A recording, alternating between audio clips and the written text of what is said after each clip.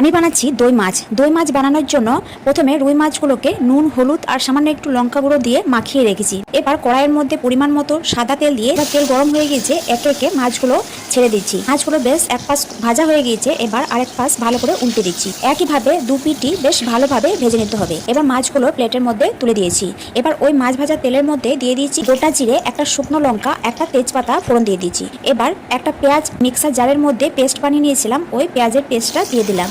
বেশ কিছুক্ষণ ধরে এটাকে কষাতে হবে। ভালোভাবে কষানো হয়ে গেলে এর মধ্যে দিয়ে দিতে হবে আদা রসুন বাটা, কাজু বাদাম পেস্ট করে রেখেছিলাম, ওটা দিয়ে বেশ ভালোভাবে মশলার সাথে কষাতে হবে। বেশ কিছুক্ষণ ধরে কষিয়ে নেওয়ার পর ফেটানো টক দই দিয়ে দিচ্ছি। এটাকেও বেশ কিছুক্ষণ ধরে নাড়াচাড়া করতে হবে। নুন দিয়ে দিচ্ছি, নুনটা দিয়েও বেশ ভালোভাবে নাড়াচাড়া করে নিতে হবে।